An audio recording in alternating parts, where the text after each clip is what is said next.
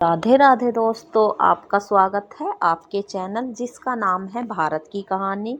आज हम आपको एक कहानी सुनाने जा रहे हैं जिसका नाम है एक अजनबी से मुलाकात। अगर आप हमारे यूट्यूब चैनल पर नए हैं तो पहले चैनल को सब्सक्राइब कीजिए, वीडियो को लाइक कीजिए, शेयर कीजिए और कमेंट करके बताना आपको ये कहानी कैसी लगी। तो आज की कहानी स्टार्ट करते हैं। माँ। रजनी लगभग चिल्लाते हुए घर के अंदर आई। माँ, रजनी ने लता को पकड़कर कमरे में गोल गोल घुमा दिया। अरे अरे, रुको, मैं गिर जाऊंगी। क्या पागल हो गई है तू? हाँ माँ, सच पागल हो गई हूँ मैं। माँ, मेरे कॉलेज में एक बड़ी कंपनी आई थी, मेरा आज सिलेक्शन हो गया माँ। अब मैं मुंबई में नौकरी करूँगी। मुंबई? तू मुंबई जाएगी? हाँ माँ, जाना पड़ेगा। अगर यह मौका चूक गई तो पता नहीं ऐसी जॉब मिलेगी या नहीं। तू खुश नहीं है माँ? नहीं नहीं, मैं बहुत खुश हूँ। बस तेरे दूर जाने की बात सुनकर डर गई थी। मुस्कुराते हुए लता बोली, अच्छा चल, जल्दी से फ्रेश होकर आ जा, मैं खाना लगाती हूँ। रजनी फ्रेश होने चली गई। लता पुरानी यादों में खो गई। क्या कहा? तू आगे की पढ़ाई के लिए बाहर जाएगी? यह कैसे सोच लिया तूने? 12वीं कक्षा तक पढ़ा दिया, बस इतना बहुत है। तुझे पढ़ लिख कर क्या नौकरी करनी है? और भी 3 बैठी है मेरे लिए। तेरा ब्याह पक्का कर दिया है मैंने। लता बस रो कर रह गई। पिताजी ने 18 साल की उम्र में ही लता की शादी मोहन सिंह से कर दी। पिता से विदाई में यह शगुन मिला, देख बेटा, ससुराल में दुख मिले या सुख, अब वही तेरा संसार है। किसी बात पर रूठ कर नहीं, सिर्फ बुलाने पर ही मायके आना। अभी तेरी 3 बहनों की भी शादी करनी है। मैं नहीं चाहता तेरी किसी गलती की सजा इन्हें न भुगतनी पड़े। आंखों में आंसू लिए हतप्रभ रह गई लता। एक क्षण में बेगानी हो गई थी पिता के लिए। माँ ने उसे सीने से लगाकर खुश रहने का आशीर्वाद दिया और पीछे हट गई। ससुराल में एक दिन में लता को पता चल गया मोहन एक शराबी और जल्लाद किस्म का व्यक्ति था। लता के सभी सपने टूटकर बिखर गए। कुछ दिन ससुराल वालों ने पति के जुल्म पर सहानुभूति दिखाई, फिर सब साथ एक साथ हो गए और शुरू हो गया अत्याचारों का दौर। दिन भर परिवार के जुल्म, रात शराबी पति की हैवानियत। लता बिखरती जा रही थी। जब पहली बार मायके आई थी तो पिता से शिकायतें की थी, पर संस्कारों की दुहाई देकर वापस भेज दिया गया। इसी तरह जुल्म सहते दिन बीतते गए। कुछ दिनों बाद लता ने खूबसूरत सी बेटी को जन्म दिया। रजनी ने जन्म के समय तो घर में कोहराम मच गया। बस इसी की कमी थी, एक तो यह बेसहुर अनपढ़, ऊपर से बेटी भी पैदा हो गई। अब कौन पालेगा इसको? इसका तो ठीक है, नौकरानी की तरह घर में काम काज करती रहती है, पर इसकी छोरी का खर्चा कौन उठाएगा? इसके बाप ने कौन सा भंडार भर के दहेज दिया है हमारा?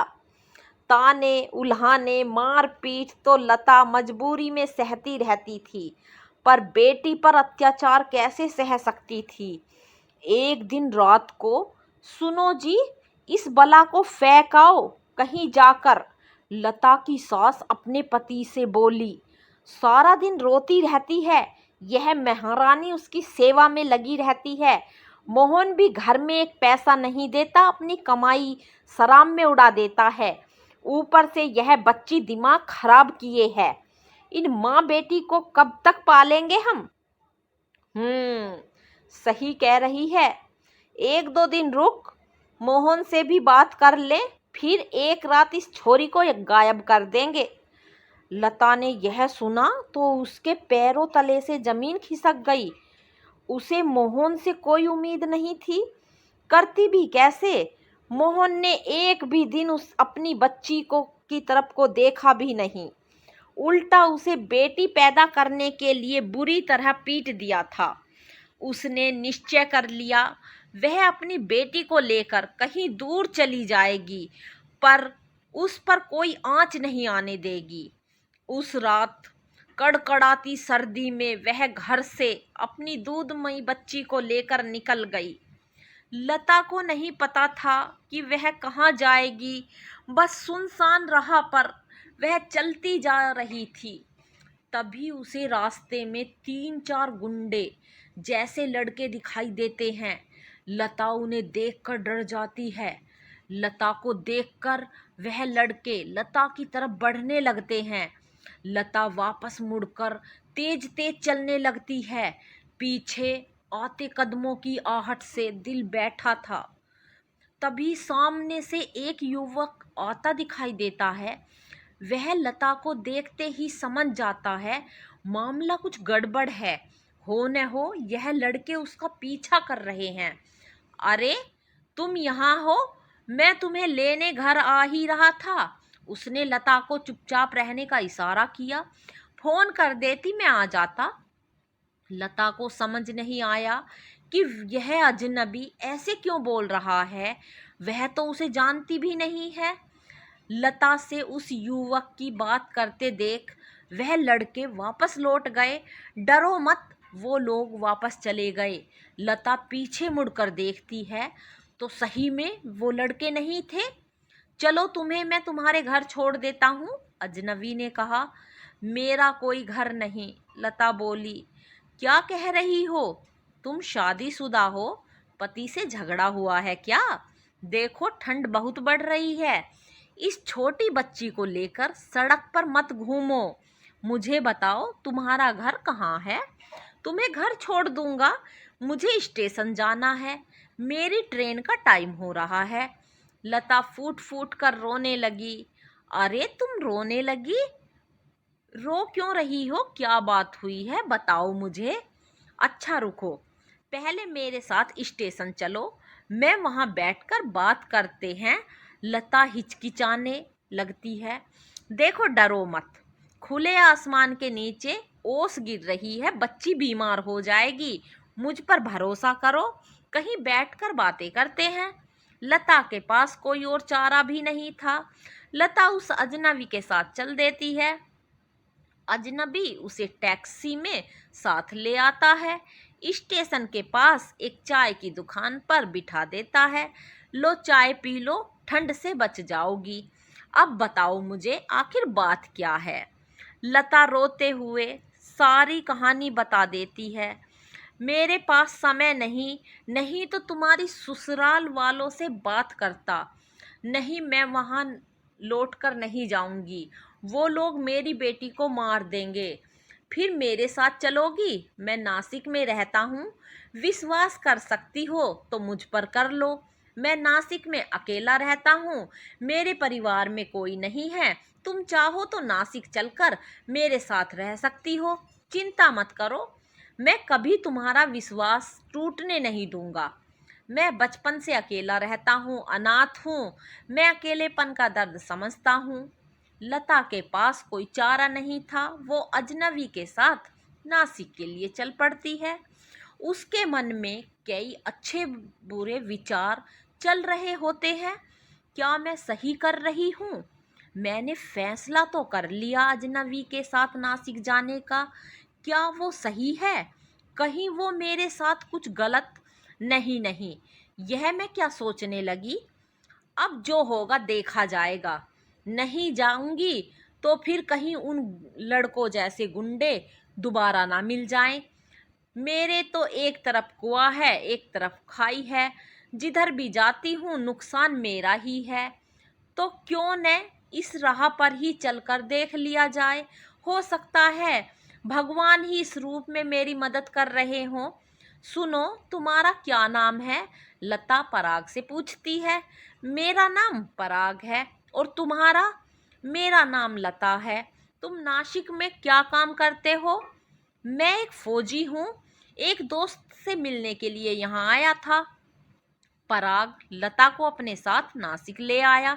स्टेशन पर, सुनो मुझे बहुत डर लग रहा है। किस बात का डर लगता है? क्या अभी तक मुझ पर भरोसा नहीं हुआ? नहीं, वो बात नहीं। तुम्हारे आसपास वाले लोग मेरे बारे में क्या सोचेंगे? तुम क्या बोलोगे उनको कि मैं तुम्हारी कौन हूँ, क्या लगती हूँ? ओहो, यह तो मैंने सोचा ही नहीं। सुनो लता, मेरी बात समझने की कोशिश करना। मैंने अभी 15 दिन पहले ही वो घर लिया है। वहाँ मुझे ठीक से कोई नहीं जानता। अभी तक किसी को मेरे और मेरे परिवार वालों के बारे में कुछ नहीं पता कि मेरे परिवार में कौन कौन है।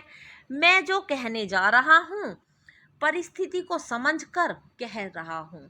मेरे जाने के बाद तुम पर कोई उंगली न उठाए, इसीलिए मैं उनको कह दूंगा तुम मेरी पत्नी हो, यह मेरी बेटी है। हमें समाज के साथ रहना है तो यह बोलना ही पड़ेगा, नहीं तो मेरे जाने के बाद सब ताने दे देकर तुम्हारा जीना मुश्किल कर देंगे। आप जैसा उचित समझें। मुझे आप पर पूरा विश्वास है। बस आप मुझे कोई नौकरी दिलवा दीजिए। मैं आप पर बोझ नहीं बनना चाहती। फिर वही पागलों जैसी बात। लता पराग से बोलता है, इतनी छोटी बच्ची को किसके सहारे छोड़कर नौकरी करोगी? सब क्या कहेंगे? पति कमाता है तो तुम्हें नौकरी करने की क्या जरूरत है?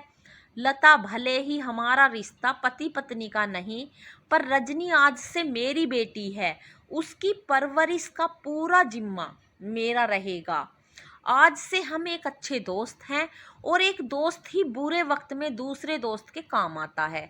धीरे धीरे समय गुजरने लगा। रजनी 4 साल की हो गई थी। पराग लता के सौम्य स्वभाव से प्रभावित होकर उसे मन ही मन प्यार करने लगा था। एक दिन, लता, मुझे तुमसे कुछ कहना है। पहले वादा करो तुम मेरी बात सुनकर बुरा नहीं मानोगी। ऐसी क्या बात है पराग? मुझसे कोई गलती हो गई क्या? लता ने पराग से पूछा। नहीं लता, तुम इतनी अच्छी हो, तुमसे कोई गलती हो ही नहीं सकती। लता, रजनी अब बड़ी हो रही है, कल वो हमारे बीच की दूरियों को समझने लगेगी।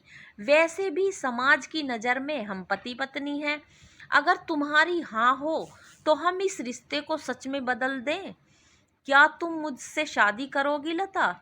लता भी मन ही मन पराग को चाहने लगी थी, इसीलिए लता शादी के लिए हाँ कर देती है। दोनों चुपचाप कोर्ट मैरिज कर लेते हैं। पर लता की जिंदगी में खुशियां कहाँ ठहरने वाली थी। एक दिन आतंकवादियों का सामना करते हुए पराग शहीद हो गया। लता फिर अकेली हो गई।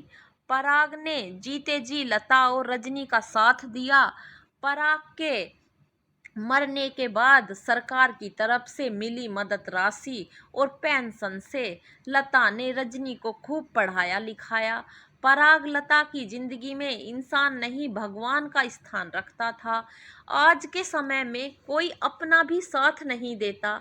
जिस तरह पराग ने अजनबी लता की इस तरह मदद की। पराग के जाने के बाद लता की दुनिया सिर्फ रजनी तक ही सिमट कर रह गई। अब माँ बेटी ही एक दूसरे की दुनिया थी। माँ, कहाँ खो गई तू? बहुत भूख लगी है, चलो पहले खाना खा लें। नहीं रजनी, पहले जाकर अपने पिता के चरणों में दिया जलाकर उनका आशीर्वाद ले। तू आज जो भी है उन्हीं की वजह से है। लता ने रजनी के सामने अपना सच नहीं आने दिया। वो नहीं जानती थी कि रजनी को पता चले उसके पिता कोई और हैं, पराग नहीं। पराग उसकी जिंदगी में अजनबी बनकर आया और कब अपना बन गया पता ही नहीं चला। पराग ने लता की दर्द भरी जिंदगियों में खुशियाँ ही खुशियाँ भर दी। लता को पराग का साथ भले ही कम दिनों के मिला हो, पर उतने दिनों में लता ने अपनी पूरी जिंदगी जी ली थी। तो आज की कहानी यहीं पर ख़त्म होती है दोस्तों। कमेंट करके बताना ये कहानी आपको कैसी लगी। लाइक करना, शेयर करना और चैनल को सब्सक्राइब करना, अपना सपोर्ट बनाए रखना। धन्यवाद दोस्तों।